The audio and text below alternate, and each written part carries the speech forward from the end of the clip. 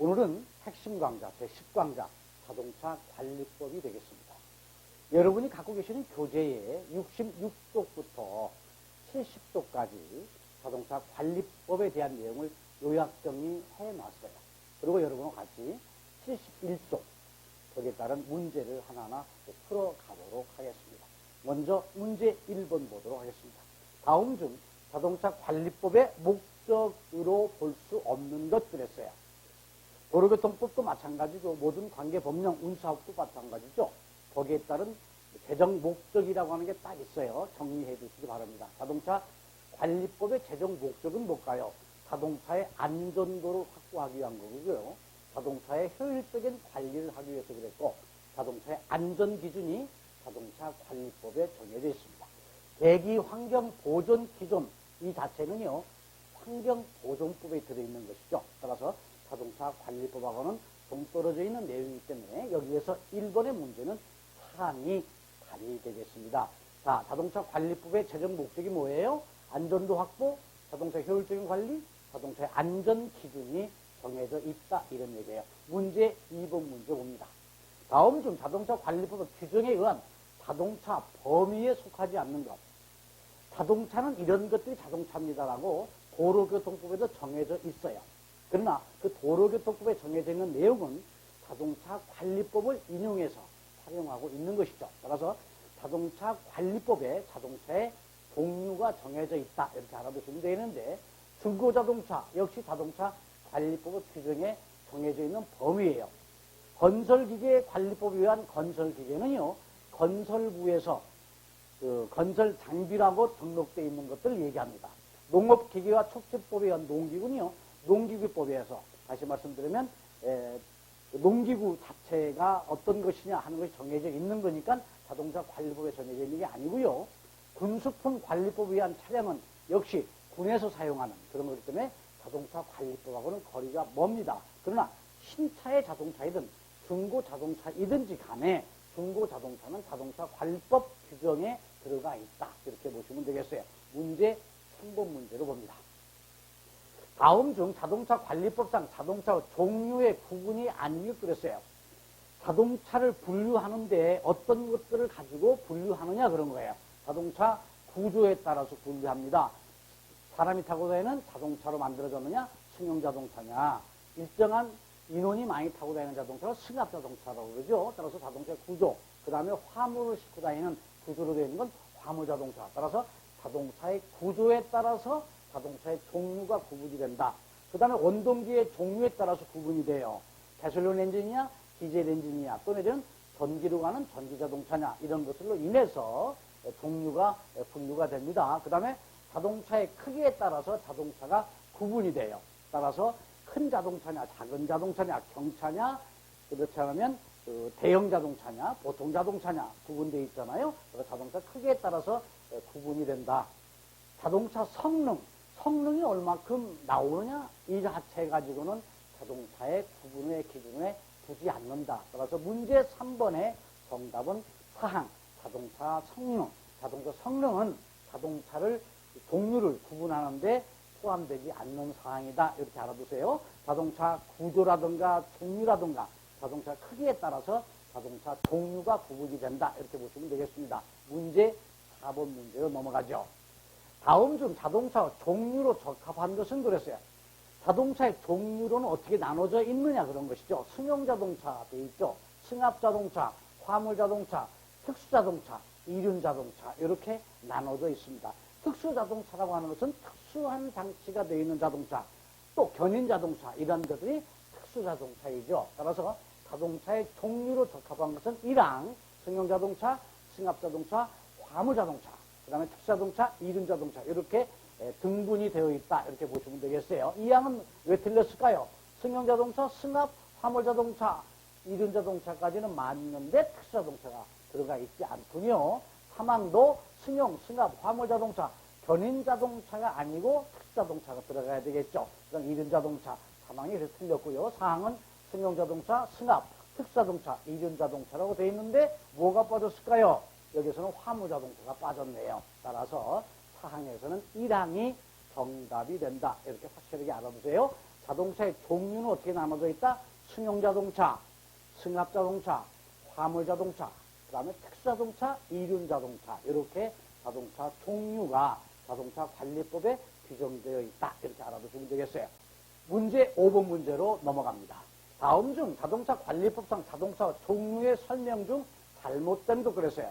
승용자동차는 어떻게 되어 있죠? 승용자동차는 승차정원이 10인 이하 자동차로 승용자동차라고 그러고요. 승합자동차는 승차정원이 11인 이상인 자동차, 이런 경우가 승합자동차이죠. 화물자동차라고 하는 것은 화물을 운송하기에 적합하게 제작된 자동차, 화물자동차예요. 특수자동차, 가스 또는 유류 운송을 위해서 제작된 자동차, 비록 가스와 유류 운송을 위해서 제작된 자동차이지만 군환자동차도 특수자동차에 들어가고요. 견인자동차도 특수자동차에 들어갑니다. 따라서 사항, 특수자동차는 가스 또는 유류 운송을 위해 제작된 자동차뿐만 아니라 군환하기 위해서 만들어진 자동차, 어떤 자동차가 뭐 어디에 땅굴에 떨어져 있다? 군환해야 되잖아요. 그 다음에 끌고 가야 되는 자동차, 견인자동차, 이것이 특수자동차 개념이다. 따라서 5번의 문제에서는 몇 항이 틀렸어요? 잘못된 거 그랬으니까 사항에다가 체크하시면 되겠습니다. 6번 문제로 넘어갑니다. 다음 중 자동차 운행을 위한 법적 조치사항에 해당되는 것은 그랬어요. 자동차 운행을 하기 위해서는 우리나라에서는 어떤 자동차든 간에 등록을 해야 된다라고 되어 있죠. 그러나 이륜자동차는 신고만 하면 되도록 되어 있는 신고 의무가 있습니다만 자동차 운행을 위한 법적 조치라고 하는 문제로서는 여러분께서는 등록을 해야 된다라고 하는 것으로 이 항에다가 여러분이 답을 체크하셔야만이 정답으로 정리가 된다. 이렇게 알아두시기 바랍니다. 문제 7번 문제입니다. 다음 중 자동차 등록 원부의 기재사항의 변경될 때에 실시하는 등록. 자동차 등록 원부에는요. 자동차 소유자가 그 안에 들어가 있고 소유자의 주소지가 들어가 있고요. 자동차의 사용에 따른 화물자동차, 승용자동차 이런 것들이 거기에 등록 원부에 전부 기록되어 있습니다. 그런데 만약의 경우에 그 등록 원부에 적혀져 있는 그 내용이 변경이 돼야 되겠다. 다시 얘기하면은 주소지가 바뀌었다. 뭐 이런 것도 되겠죠. 이럴 때는 관할관청에 가서 어떻게 한다? 변경 등록을 해야 되는 것이죠. 따라서 등록 원부의 기재사항이 변경이 있을 때는 어떤 등록을 해야 된다? 변경 등록을 해야 된다. 이전 등록은 뭐예요?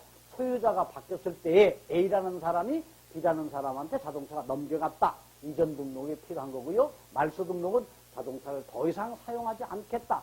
폐차시키는 과정에서 이루어지는 게 말소 등록이에요. 신규 등록이라고 하는 건 뭐예요?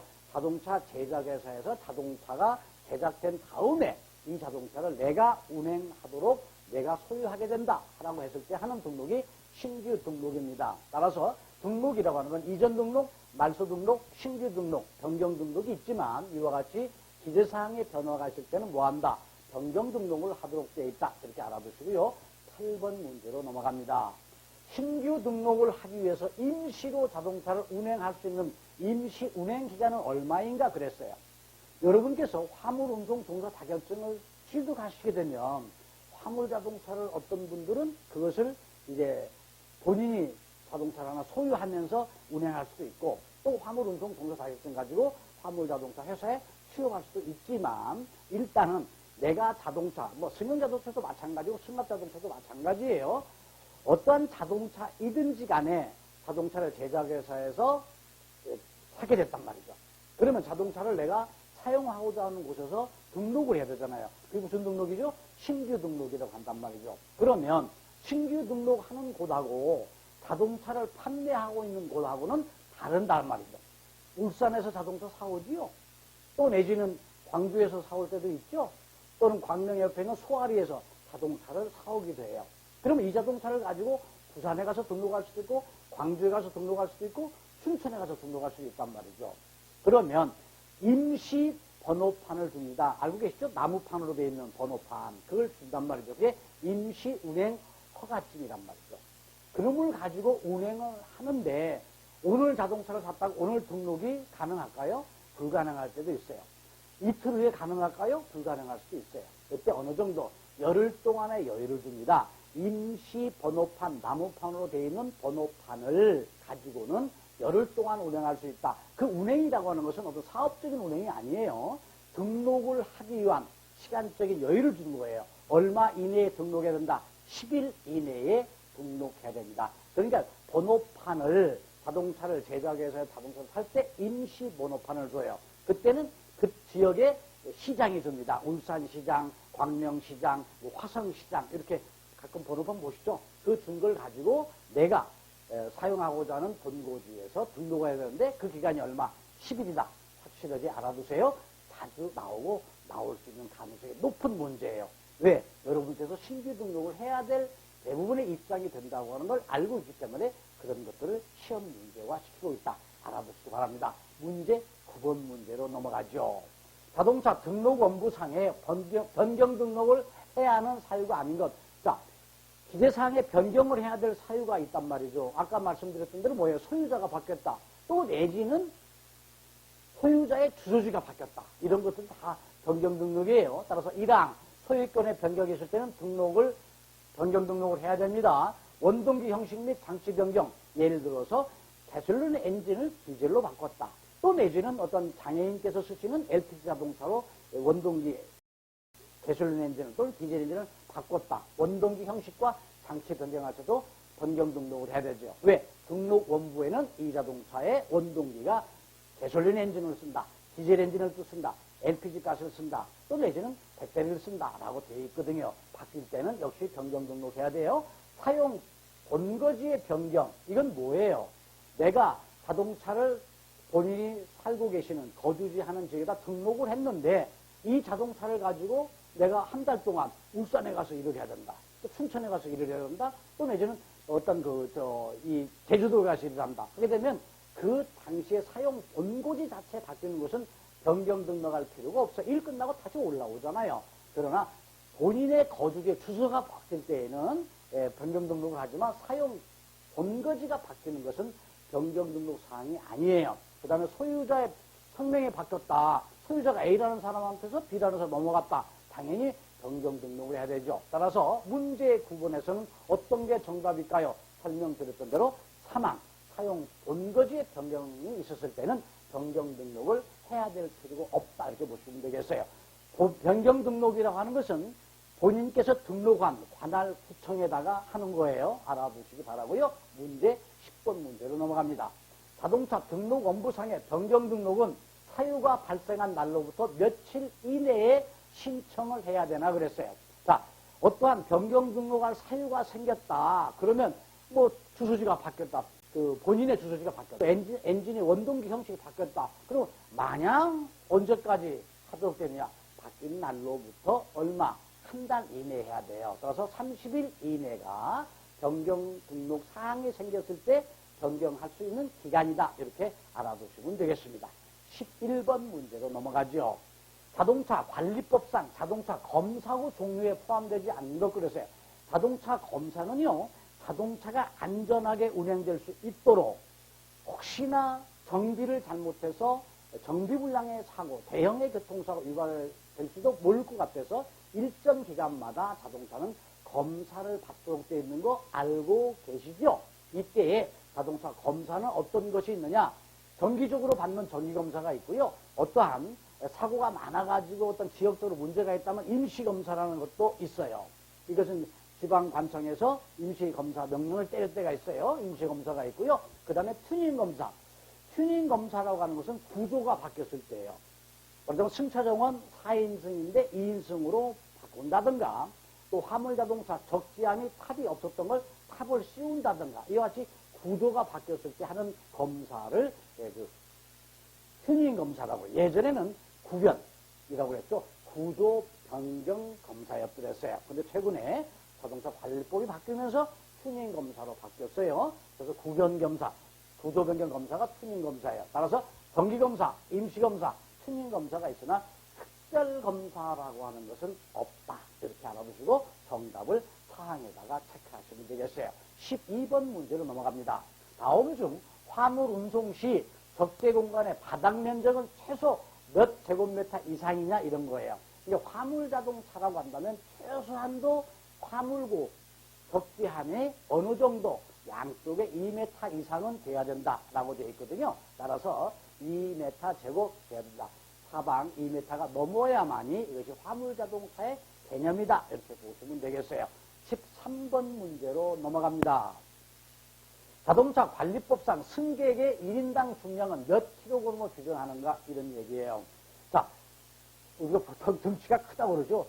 100kg 넘는 몸무게를 가지고 계신 분도 있어요. 또 그러나 조금은 빈약해서 45kg 되는 사람도 있겠죠. 그러나 승차정은 10인승이다, 승차정은 5인승이다 이랬을 때 그걸 어떻게 계산하겠어요? 자동차 무게라고 하는 것이 상당히 중요한 문제고 사고 조사하는 과정에서도 충격력이나 이런 걸 가지고 계산할 때 상당히 중요한 요소가 된단 말이죠. 이때는 자동차 관리법상에서는 사람 한 명당 조금 몸무게가 더가 나가신 분도 있고 적게 나가신 분이 있지만 기준을 얼마로 한다? 65kg으로 하고 있다. 이렇게 보시면 되겠어요. 우리가 엘리베이터를 타게 되면 5인승, 7인승 이렇게 써 있잖아요. 5인 이상 타지 마세요. 또는 7인 이상 타지 마세요. 해놓고 거기에서는 55kg로 규정하고 있는 엘리베이터가 있어요. 그러나 자동차 관리법상의 승차 정원을 계산할 때는 평균 얼마로 따진다? 1인당 65kg으로 따지고 있다.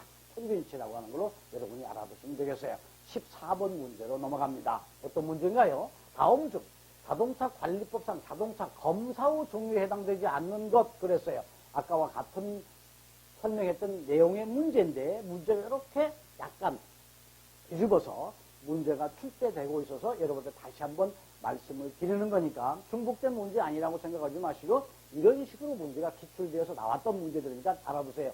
신규검사, 정기검사, 튜닝검사는 있지만 재검사라고 하는 건 없다. 이렇게 보시면 되겠어요. 비록 검사하는 과정에서 불합격되게 되면 재검사를 받는 것도 있어요. 그러나 자동차 관리법상 검사의 종류에는 포함되지 않는다. 뭐 불합격, 합격 이것도 그 관리법에서는 정해져 있지는 않는 거란 말이죠. 따라서 재검사가 여기에서는 사망이 여기에서 물어보는 답 중에서 해당되지 않는 거 답은 정답이 사망입니다. 15번 문제가 되겠습니다. 화물자동차, 디젤 연료 차량 운행 시에 연료가 연소할 때에 머플러를 통해서 분출되고 있는 미세 입자의 공해물질은 뭐냐 그랬어요. 자동차 엔진이라고 하는 원동기에서요.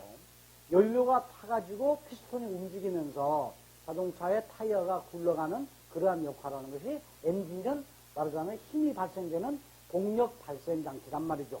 그럼 그 동력을 발생시키는 장치 엔진에서 쓰는 연료는 어떤 게 있을까요? 가솔린이라고 하는 휘발유를 쓰는 자동차가 있고요. 가솔린이죠. 그 다음에 화물자동차와 같이 디젤 연료를 사용하고 있는 자동차가 있고 그 다음에 LPG, 그 다음에 수소가스, 또 내지는 요새 같으면 이제 배터리를 통해서 가는 전기자동차 이런 것들이 있는데 가솔린 자동차나 디젤 자동차나 LPG를 쓰는 자동차에서는 모두 다 연료가 타면서 문제가 돼요. 완전한 연소가 되게 되면 아주 맑은 공기가 나오는 것과 마찬가지예요. 머플러에서요. 청색이 나온다든가 색깔이 눈에 띄지 않는 얇은 어떤 그 색깔 하얀색이지만 아주 얇은 청색 같은 이런 것이 정상적인 거예요. 머플러에서 나오는 가스의 색깔을 가지고 엔진이 건강하다, 건강하지 않았다라고 하는 것을 정비사가 알 수 있는 거예요. 얇은 색이나 청색, 연한 청색으로 나오는 것은 LPG나 디젤이나 가솔린이 타고 있을 때 완전하게 연소돼서 다 타버린 상태에서 나오는 가스예요. 좋은 가스입니다. 공기에 나쁘지 않다는 거죠. 공기에 해가 되지 않는다. 공해 물질이 아니라는 것이죠. 그런데 가솔린이나 디젤, 특히 LPG도 마찬가지입니다만은 완전하게 연소되지 않는 가운데에 그냥 타다만 가스가 머플러를 통해서 나오게 되면 대기 환경을 나쁘게 하는 공해 물질이 되는 거예요. 그런데 가솔린에서 나오는 불완전 연소의 가스, 디젤 자동차에서 나오는 불완전 연소된 가스, LPG도 마찬가지죠. 그때는 어떤 것들이 나오느냐. 가솔린, 휘발유 자동차에서는요, 일산화탄소가 나와요. CO 라고 그래요. 원소 기호가요. CO라고 표기합니다. 일산화탄소가 나와요. 연탄가스와 똑같은 거예요. 따라서 상당히 나쁜 그 가스가 나오고 있습니다. 내연이라고 하는 건 보통 우리가 뭐라고 그러죠? 새카만 막 연기가 나오는 거예요. 그걸 내연이라고 그렇습니다. 따라서 디젤 자동차의 디젤류가 완벽하게 연소되지 않고 머플러 통해서 나오게 되면 뭐예요? 내연이 나오는 거예요. 휘발유 자동차에는 뭐예요? CO라고 하는 일산화탄소가 나온다. 따라서 이 문제에서는 뭐예요? 화물 자동차 디젤 연료라고 그랬다면 화물 자동차가 가솔린을 쓰는 것도 있어요. 근데 디젤 자동차가 많죠. 디젤 연료를 사용하고 있는 자동차 머플러에서 완전하게 연료가 연소되지 않고 타버리지 않고 나온다. 어떤 게 나온다? 내연이 나온다는 거죠. 만약에 이것을 휘발유 자동차라고 했다고 한다면 뭘로? CO, 일산화탄소라고 하면 돼요. 이 공해가스라고 하는 건 뭐예요? CO라든가 내연 이런 걸 전부 다 합해서 공해가스라고 얘기를 한단 말이죠. 그 공해는 나쁜 가스다 이렇게 보면 되겠어요. 황산이라고 하는 건 뭘까요? 황산은 원소 기호가 H2SO4라고 표기를 합니다. 우리가 중학교 화학 시간이나 물리 시간에 아마 기억나시죠? 원소 기호 지금 알아두실 필요는 없다 하지만 H2SO4 황산은 자동차에 쓰나요? 사용하고 있어요. 머플러에서 나오는 대기가스 관계없이 배터리 액이라고 하는 게 있잖아요. 우리가 건전지가 있고 습전지가 있어요. 건전지는 우리가 보통 라디오나 녹음기 이런 데서 그 건전지 손가락만한 거 있죠? 그 건전지라고 말려 있어요. 그러나 물기가 들어있는 걸 습전지라고 그래요. 축전지라고도 합니다.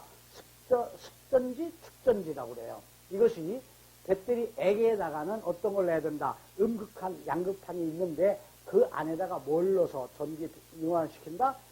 거기에 황산을 넣어요. 근데 황산을 진한 황색, 전체 황산이 아니고 물하고 섞어 넣죠.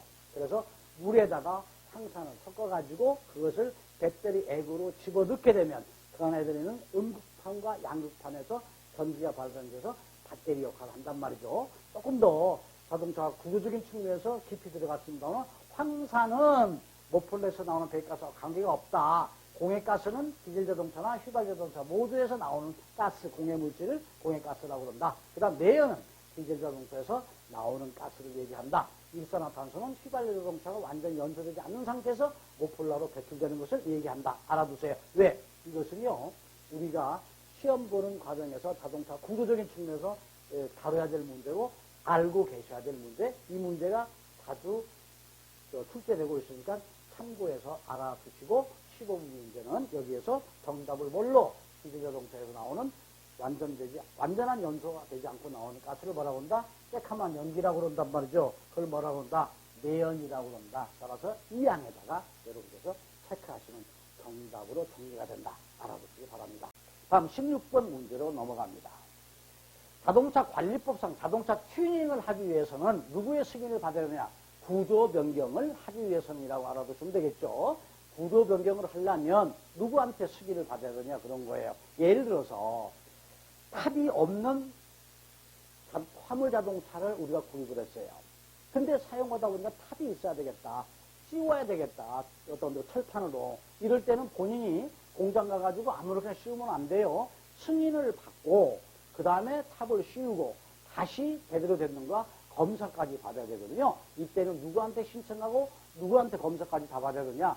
그 시도의 시장과 구청장한테 신청을 하고 승인을 받은 다음에 그것을 바꿔야 된다. 튜닝을 해야 된다. 구조 변경을 해야 된다. 이렇게 여러분이 알아두시면 되겠습니다. 17번 문제로 넘어가도록 하죠. 자동차 튜닝 검사에서 구조 변경 검사에 승인되는 것은 어떤 거냐? 총 중량이 증가되는 거 구조 변경 해줄까요? 예를 들어서 25톤 화물 자동차를 가지고 계신 분이 30톤으로 만들겠다 라고 한다고 했을 때 승인해 줄까요? 안 해줍니다. 총 증량이 증가되는 것은 안 해줘요. 예를 들어서 25톤 화물 자동차를 20톤으로 만들겠다 하는 건 승인이 가능해요. 여러 가지 여건을 다시 한번 보겠습니다만은, 그러나 총 증량이 증가되는 것은 승인 요건이 아니다. 자동차의 종류가 변경된다? 안 됩니다. 화물 자동차를 구입을 해놓고 승용 자동차로 만들면 되겠어요? 안 해줍니다. 안 해줍니다. 안전도가 저하된다? 안전도가 떨어지게끔 구조 변경한다? 이건 안 돼요. 안전도가 상승하게끔 구조 변경한다고 한다면 승인이 가능하겠죠. 따라서 안전도 저하도 안 됩니다. 다는 뭘까요? 불법 구조를 예전에 했는데 이걸 제거하겠다. 그래가지고 원상회복하겠다. 그러면 박수치고 얼른 승인해 주겠죠. 불법 구조된지도 몰랐는데 살짝 구조 변경해서 다녔단 말이죠. 원상회복하겠다는 데는 박수칠 리가 아니겠어요? 따라서 자동차 튜닝검사, 구조 변경 검사에서 승인되는 것은 뭐예요? 통증장 증가 승인 안 해줍니다. 자동차 종류 변경 승인 안 해줘요. 안전도가 떨어지게끔 구조 변경 안 해줍니다. 불법 구조 재고로 원상 회복했다고 할 때는 승인을 해준다. 그렇게 보시면 되겠어요. 18번 문제로 보도록 하겠습니다. 다음 중 자동차 운행 시에 해당 차량에 비치하고 운행해야 되는 것은 뭘까요? 어떤 자동차이든지 간에 자동차 안에는 그 자동차에 대한 이력을 비치하고 다녀야 돼요. 그 이력이라고 하는 건 뭐예요? 이게 소유자가 누구이며 이 자동차의 원동기 형식은 어떤 것이며 이게 적혀져 있는 등록 원부예요. 따라서 보험증권 안 가지고 다녀도 관계없어요. 자동차 등록증은 꼭 자동차에 비치하고 다녀야 됩니다. 자동차 보험료 냈다. 영수증 아무 필요 없어요. 안 갖고 다녀도 돼요. 그 다음에 자동차 영수증이라는 게 뭘까요? 출제를 했던 사람이 조금 한 번 더 자동차 구인 영수증이라야 되는데 자동차 영수증이라는 게 좀 애매하지만 일단 그런 영수증은 필요 없어요. 자동차 등록증은 어느 자동차이든 간에 대시보드라고 그러죠? 대시반이라고 그러죠? 그 안에 꼭 가지고 다녀야 된다. 알아보시면 되겠어요. 그러나 대시보드 아닌 데서 와도 되지만 보통 대시보드, 대시반이라고 그러죠? 거기다 넣고 다니니까 꼭 갖고 다니시기 바라고요. 19번 문제 보도록 합니다. 19번 문제는요. 다음 중 자동차 등록 원부상 기재사항 변경이 생겼을 때 등록으로 맞는 것 조금 전에 제가 다시 한번 해드렸던 걸 다시 한번 문제화됐던 거예요. 문제 이렇게 조금 뒤집어서 나온다. 알아두시고 어떤 등록? 변경 등록이라고 하는 거 설명 더 이상 드리지 않아도 아시겠죠? 20번 문제로 넘어갑니다. 사업용 화물 자동차의 정기검사 기간을 차량에 따라서 올바르게 설명된 것은 그랬어요. 영업용 자동차는 사업용이라고 그러죠. 영업용 자동차인 사업용 자동차는 사업용 자동차 나름대로 검사 기간이 정해져 있는데 비사업용, 영업용 아닌 자동차와는 검사하는 기간이 짧습니다. 왜? 운행 빈도가 그만큼 많기 때문에 그런 거죠. 자가용 승용 자동차와 영업용 택시인 자동차는 검사 기간이 영업용 자동차가 더 빨리빨리 검사를 받게 되어 있어요. 그럼 바로 뭐냐? 빨리빨리라는 것은 기간이 작다는 거죠. 그만큼 운행 빈도가 많기 때문에 사고의 위험성을 예방하기 위해서 검사 기간이 자가용보다 즉 비사업용보다는 영업용인 사업용 자동차가 훨씬 더 검사 기간이 짧다라고 보시면 되겠어요. 그런데 여기서 화물 자동차의 정기 검사의 기본은 어떤 것이냐? 2년이 안 된 자동차는 1년에 한 번. 그러니까 2년 동안은 1년에 한 번씩 받고요. 2년이 넘게 되면은 6개월마다 검사를 받도록 되어 있습니다. 이것이 화물 자동차의 기본적인 정기 검사의 기간이니까 참고해서 알아두시기 바라고요. 문제화되면 여기다 답으로 체크하시면 되겠습니다. 21번 문제 보도록 하죠. 자동차 정기검사는 검사 유효기간 만료 전후 각각 며칠 이내에 받으면 검사 유효기간 만료일에 검사를 받은 것을 하는가 그랬어요. 예를 들어서 검사 기간이 1년이다 라고 했을 때 정해져 있겠죠. 3월 25일이 검사 날이다 라고 또 정해져 있단 말이죠. 그러면 3월 25일 날 자동차 검사소인 한국교통안전공단에서 운영하는 자동차 검사소에 가서 검사를 받으시든가 또는 자동차 정비공장인 검사장에서 검사를 받으면 돼요. 검사장하고 검사소는 똑같이 검사를 한 곳인데 한국교통안전공단에서 하고 있는 데는 검사소라고 그러고요. 정비업체에서 하고 있는 것은 검사장이라고 그래요. 참고해서 알아두시고요. 3월 25일까지 검사를 받도록 되어 있단 말이죠. 그러면 3월 25일 날 꼭 검사를 날짜니까 맞춰서 받으면 좋은데 그날 마침 일이 있어요. 못 갈 수도 있잖아요. 차가 문제가 있어 못 갈 수도 있고 본인이 또 어떤 집안에 어떤 일이 있어서 못 갈 수도 있어요. 여유가 없으면 되겠어요? 여유를 줍니다. 그래서 3월 25일부터 앞으로 얼마? 한 달간 아무 때나 미리 받아도 돼요. 그러면 3월 25일까지 받아야지. 아니다. 또 여유 줘요. 뒤로 한 달. 한 달 동안 아무 날짜에 가서 받으면 됩니다. 3월 25일 받아야 될 날짜는 정해져 있어요. 그런데 미리 받겠다라고 한다면 한 달 안에 가서 받으면 되고, 검사기간을 놓쳤다 하면 또 뭐예요? 한 달 이내에 가서 받으면 된다. 이런 거예요. 그러면 한 달 25일 날 전인데 예를 들어서 2월 28일 날 받으면 다음에 검사 받을 때 2월 28일 날 또 받아야 되니까 괜히 당겨지는 거 아니냐?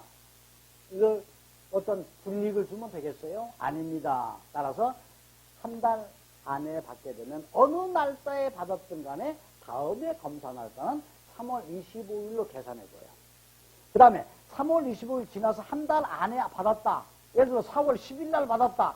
4월 10일 날 받았다. 그러면 4월 10일부터 다시 1년을 주는 게 아니고 4월 10일 날 받았다 하더라도 3월 25일 날로 정해서 다음 또 받아야 될 걸 3월 25일로 기준해요. 그러니까 전이나 후나 30일 안에 받으면 되는데 이 한 달이라는 개념이 뭐냐? 보통 한 달 개념은 30일이죠. 그런데 자동차 검사에서는 31일을 쳐줘요. 큰 달수로 쳐줍니다. 따라서 검사 날짜에 31일 이전에 받거나 검사 날짜에 지난 30일 이내에 검사를 받으면 그 검사 날짜에 받은 걸로 인정해 준다라고 하는 얘기예요. 자, 정확하게 여러분이 정리를 해 두시기 바랍니다. 따라서 자동차 정기검사는 검사 유효기간 만료일 전후 각각 며칠 이내에 받으면 된다? 한 달 이내에 받으면 된다. 그러면 검사 날짜에 받은 걸로 인정해 주는데 그 한 달이라는 개념이 날짜로는 얼마다? 30일이 아니고 뭐다? 31일로 친다는 것이죠. 따라서 21번 문제는 이 항에다가 여러분이 체크하시면 답이 돼요. 이런 식으로 하나하나 맞춰가면 여러분 한 방에 합격할 수 있어요. 자동차 관리법 문제화해서 나오고 있어요. 관리법 어렵지 않으시죠? 제가 설명드리는 여러분 교재에 들어있는 그 문제 안에서 실제되고 있다는 걸로 이해하시고 탁탁탁 정리해 주시기 바랍니다. 22번 문제 봅니다. 자동차 관리법상 화물자동차 규모별 종류로 분류한 내용에 틀린 것 그랬어요. 자, 경차, 소형, 중형, 대형으로 나눠져 있거든요. 화물자동차는요. 경형은 어떤 것이냐? 배기량이 110 미만, 길이가 3.6m 이내, 넓이죠. 1.6m 이내, 높이가 2m 이하인 것을 경형 화물자동차라고 그래요. 참고해서 알아두시고요. 그 다음에 소형 화물자동차가 있어요. 최대 적재량이 1톤 이하인 거예요. 1톤까지가 소형 화물로 들어간다. 그리고 총 중량, 자동차 전체 중량. 그러니까 1톤 적재량이니까 1톤을 가득 싣고, 그 다음에 엔진 무게도 있고, 차체 무게도 있고, 바퀴 무게도 있고, 그 다음에 그 안에 있는 배터리 무게도 있죠. 이걸 총중량이라고 그러잖아요. 따라서 총중량이 3.5톤 이하이면서 적재는 1톤 이하인 것을 소형 화물 자동차라고 그런다. 이렇게 보시면 되겠어요. 따라서 1항과 2항은 맞는 얘기예요. 경형과 소형을 정확하게 설명하고 있는 거예요. 그 다음 중형은 어떤가요? 중형은 최대 적재량이 1톤을 초과했어요. 아까 1톤 이하라고 하는 건 뭐예요? 소형에 들어간다고 그랬잖아요. 근데 1톤이 넘었단 말이죠. 1.5톤 뭐 이런 거겠죠. 따라서 1톤 초과 5톤 미만이거나 총 중량이 3.5톤을 넘어서 10톤 미만인 것, 이것이 중형에 들어가요. 중형. 그 다음에 대형 화물 자동차는 어떤 건가요? 최대 적재량이 5톤 이상이죠. 중형보다 커야 되니까요. 5톤 이상이에요. 총 중량이 10톤 이상이야. 이하가 아니고 10톤 이상인 것이 대형 자동차. 따라서 1, 2, 3, 4항에서 여기에서 틀린 것 그랬으니까 어떤 거예요? 대형이니 틀렸는데 뭐가 틀렸다? 최대 적재량이 5톤 이상이거나 맞아요. 그러나 총중량이 10톤 이상인 것 해야 되는데 이하인 것이라고 딱 흔히 만들어 놓은 바람에 틀린 답이 되는데 사항에다 그렇게 아시고 체크를 하시면 되겠어요. 참고해서 알아두시기 바랍니다. 따라서 다시 한번 설명드리면 화물자동차 기준은 우리가 정리를 한번 해둬요. 경차, 소형, 중형, 대형으로 나눠진다. 경차는 배기량이 810 미만이다가 길이가 3.5, 넓이가 1.5, 높이가 2.0 이하. 그러니까 배기량의 문제가 나오는 건 되게 경차예요. 그 다음에 소형, 중형, 대형에서는 배기량은 안 따져요. 따라서 소형은 1톤 이하, 총중량은 3.5톤 이하예요. 최대 적자량이 1톤 이하란 말이죠. 이게 적재할 수 있는 화물의 무게가 1톤 이하를 싣고 다닌다든가, 자동차 전체 중량이 1톤 적재를 한 상태에서 총중량이 3.5톤 이하, 중형은 최대 적자량 1톤 초과 5톤 미만, 통경의 3톤에서 초과해가지고 10톤 미만. 그 다음에 대형 자동차는 최대 적재량이 5톤이 넘고 총중량이 10톤이 넘는 이것을 대형 화물 자동차라고 그런다. 알아두시기 바랍니다. 화물 자동차의 기준은 우리가 지금 보는 게 뭐예요? 화물 운송 동사 자격증이에요. 따라서 승용 자동차에 대한 경차, 중형차 이것은 문제가 안 되는 경우가 많아요. 그러나 화물 자동차인은 화물 운송 동사 자격증으로서 알아야 될 필수 사항이 될 수 있어요. 따라서 문제화 되고 있으니까 화물 자동차 기준은 알아두십시오. 또 여러분 교재에 66쪽에서 70쪽에 보게 되면 이와 같은 것을 나름대로 정리해서 책을 만들어 놓았단 말이죠. 따라서 문제 풀이하면서 조금 이해 안 가는 게 있으면 제 설명에서도 부족한 점이 있다고 한다면 그 요약 정리를 또 한번 보시면 여러분이 한 문제도 놓치지 않고 정답을 가져낼 수 있을 걸로 봅니다. 3번. 화물 자동차를 매매한 경우 매수자는 이전 등록을 며칠 이내에 해야 되느냐 그랬어요. 그러니까 A라는 사람이 B라는 사람한테 자동차를 팔았어요. B라는 사람이 A라는 사람한테 자동차를 샀다 그런 얘기죠. 그러면 산 사람이 관할 군청에 가가지고 구청에 가가지고 이름을 바꿔야 되는 거예요. 이것을 우리가 무슨 등록이라고 한다? 이전 등록이라고 그러죠. 보통 시중에서는 뭐라고 그러죠? 명예 변경한다고 그래요. 명예 변경. 그러니까 명예 등록이라고 하는데 그 말은 법률적인 용어는 아니에요. 이전 등록입니다. 그러면 이전 등록을 해야 된다고 한다면 자동차를 산 날로부터 마냥 한 달 후에 두 달 후에 그때 하면 되지 않느냐? 안 됩니다. 언제? 보름 15일 이내에 등록을 끝내줘야 돼요. 만약에 그렇게 안 되면 과태료를 물어야 돼요. 따라서 15일 이내에 이전 등록은 자동차를 산 사람이 관할 구청에 가서 이전 등록을 해야 된다. 따라서 이전 등록은 15일. 자동차 신규 등록할 때는 임시번호판, 나무번호판을 가지고 임시 운행할 수 있는데 며칠 이내에 해야 된다? 10일 이내에 해야 된다. 이것은 제가 조금 전에 설명드렸던 거죠. 따라서 신규 등록은 10일 이내에 해야 되고 이전 등록은 며칠 이내에 15일 이내에 해야 되고 변경 등록은 며칠 이내에 30일 이내에 해야 된다. 꼭 알아두세요. 한 번 더 정리할까요? 자, 신규 등록은 며칠 이내? 10일 이내. 10일 이내에 해야 된다. 그 다음에 이전 등록 소유자가 바뀌었을 때는 며칠 이내에? 15일 이내에 해야 된다. 그 다음에 변경 등록을 해야 될 것 때는 얼마? 30일 이내에 해야 된다. 따라서 이 날짜 확실히 알아두세요. 10일 신규 임시번호판, 나무번호판은 10일 이내에 바꿔야 되는 거구나. 그 다음에 소유자가 바뀌었을 때는 15일에 해야 되는 거구나. 그 다음에 자동차 등록 후 엔진이 바뀌었다. 또 사용 본거지가 사용하고자 하는 거주지가 본인의 거주지가 바뀌었다 할 때는 변경 등록이죠. 이때는 30일이 해야 된다. 따라서 등록에 대한 날짜 개념도 여러분이 확실하게 알아두시기 바랍니다. 24번 문제를 보도록 하죠. 도로관리청이 운행 제한을 할 수 있는 차량으로 틀린 것도 됐어요. 이건 바로 뭐냐면 도로를 관리하고 있는 사람이 화물자동차가 지나가는데 적재물을 엄청나게 과대로 싣고 간다. 어떤 문제가 생길까요? 도로가 파손돼요.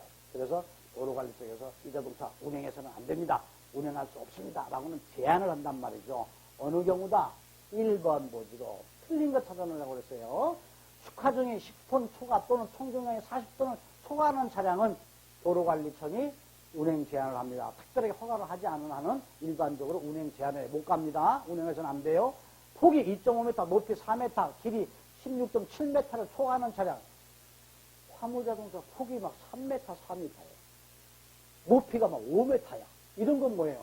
위에 있는 다리, 난간을 쳐가지고 문제되잖아요. 제한합니다. 특별하게 허가를 해주지 않으면 못 가요. 도로관리청장이 인정하는 또는 고시로 높이 5m 이상인 차량? 아니죠. 4m. 4m. 여기 나와 있잖아요. 4m 이상인 자동차인 경우에는 도로관리청장이 운행을 제한할 수 있어요. 5m 이상이 아니다. 따라서 여기서 24번에 틀린 문제는 벌써 사망으로 답이 나왔어요. 참고해서 알아두세요. 사항. 도로 구조의 안전에 지장이 있다고 도로관리청이 제한을 할 수 있다. 운행 제한을 할 수 있어요. 따라서 도로관리청장이 도로의 어떤 관리를 위해서 도로의 파손을 방지하기 위해서 제한할 수 있는 화물자동차의 높이 길이가 있어요. 참고해서 알아두시기 바랍니다. 25번 문제로 넘어갑니다. 정비불량으로 위험이 발생될 우려가 있다. 자, 이 자동차 정비하세요. 운행해서는 안 됩니다. 라고 정비 명령을 내리는 사람 누굴까요? 경찰서장도 아니고 시장 군수도 아니고요. 지방경찰청장이 하는 거예요. 따라서 지방경찰청장이 이 자동차 운행을 하지 마세요. 정비불량에 문제가 있어서 사고의 위험이 있습니다. 해가지고 정비 명령도 하고 그 다음에 운행을 정지시킬 수 있는 그 자체의 주관자가 누구냐 그런 거예요. 지방경찰청장이 그 행위를 할 수 있다라고 여러분이 알아두시면 되겠어요. 26번 문제 보겠습니다. 자동차 관리법에 따른 화물자동차가 차례에 비치하고 다녀야 될 것. 이것은 아까 똑같은 문제가 됐는데 문제가 좀 바뀌어서 나왔죠. 알아두세요. 이런 식으로 문제가 이렇게 뒤집어서 나오니까 아, 자동차 등록증을 갖고 다녀야 되는구나 라고 알고 계시면 어떻게 문제가 꼬여 나와도 알 수 있는 거죠. 1항이 정답이라는 거. 조금 전에 설명드린 걸 여러분이 기억하고 있다고 하면 바로 그냥 제가 설명 안 드려도 체크할 수 있는 1항이 나오는 거죠. 27번 문제 봅니다. 자동차 관리법상 자동차 사용자가 자동차 안에 피치하고 운행해야 될 것 똑같은 문제네요. 역시 자동차 등록증이에요. 따라서 이 문제는요, 이렇게 꼬여서 나왔다는 것은 뭐예요? 꼭 나오고 있더라. 나올 수 있는 가능성이 높더라. 화물 자동차 안에는 어떤 갖고 다녀야 된다? 자동차 등록증을 가지고 다녀야 된다. 그 다음에 화물 운송 동사 자격증은 부착하고 다녀야 된다. 어디에다가? 운전석 우측, 도수석 있죠. 상단에다가 붙이고 다녀야 된다. 이거 여러분께서 알아두시기 바랍니다. 28번 문제. 자동차 소유자에게 자동차의 점검, 정비, 검사 또는 원상 복구를 명령하는 자 그랬어요. 자동차가 이게 뭐예요? 또 어떤 문제가 있어. 내지는 구조 변경을 자기 나름대로 허가도 안 받고 했어. 이것은 안 됩니다. 원상 복구하세요. 라고 명령하는 자. 이것은 뭐예요? 그 구조 변경 검사의 신청을 받아주는 사람이 하는 것이죠. 따라서 1항 시장, 군수 또는 구청장이 구조 변경을 잘못하고 불법 구조로 다니는 자동차 정비 명령을 합니다. 원상 복구하세요. 라고 명령하는 자예요. 시장이나 군, 구 또는 구청장이 한다. 이렇게 여러분이 알아두시면 되겠습니다. 29번 문제 봅니다. 다음 중 자동차 검사 내용이 아닌 것 그랬어요. 자동차 검사는 왜 하는 거예요? 정비불량 사고를 예방하기 위해서 하는 거고요. 사고가 나지 않도록 자동차 구조가 잘못돼서 브레이크가 안 들어서 사고 나면 안 되겠죠. 핸들이 잘못 틀어져가지고 사고 나면 안 되겠죠. 따라서 운행 중인 자동차의 안전도 검사하는 것이 자동차 검사의 내용이에요. 그 다음에 환경보건법에서 배출가스 및 소음 검사, 배기가스가 많이 나오면 자동차 검사 불합격입니다. 불합격이면 다시 자동차를 정비해서 검사 받아야 되겠죠. 배출가스 및 소음 검사를 하는 것이 자동차 검사 내용이에요. 그 다음에 자동차 등록 원부와 동일성을 확보하는 거예요. 디젤 자동차면 디젤 자동차가 그대로 있는지, LP 자동차이면 LP 자동차가 그대로 있는 것인지, 그대로 엔진 원동기가 장착되어 있는 것을 확인하는 것이 바로 동일성 확인이에요. 검사하는 목적이에요.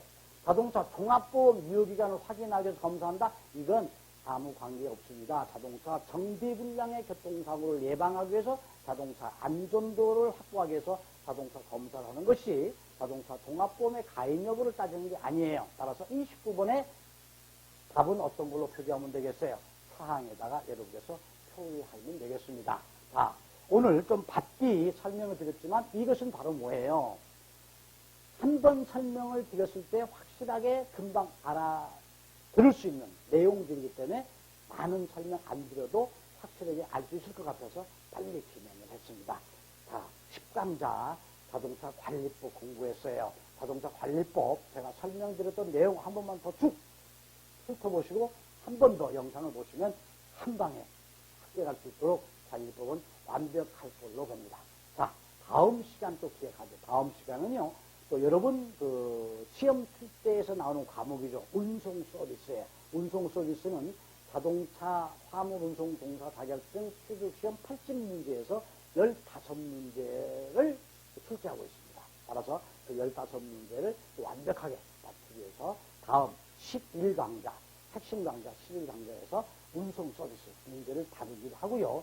여러분께서 가지고 계신 교재에 운송 서비스 편을 요약정리를 한번 쭉 보시고 11강좌에서 여러분을 문제풀이에서 만나게 되면 여러분도 금방금방 알아들으실 수 있고요. 문제를 또 제가 설명드리기 전에 탁탁 맞추게 되면 기분도 좋고요. 합격할 수 있는 여건이 확보되는 거예요. 자, 여러분이 공부하시느라고 수고 많으신 건 저도 알고 있습니다만 어차피 화물운송 종사 자격증을 취득하는데 여러분이 목적을 갖고 있어요. 그러기 위해서는 한 방에 합격하셔야 되잖아요. 짧은 공부, 확실한 합격. 여러분이 합격증에 영광을 갈 수 있도록 제가 충분히 지름길을 안내하도록 하겠습니다. 여러분도 공부 준비하시면서 여러분께서 합격할 수 있도록 노력하시면 많은 시간 소비하지 않으시고 한 번에 합격할 수 있어요. 이걸 모든 문제를 짧게 설명드려도 이 강좌는 해결해 나갈 수 있어요.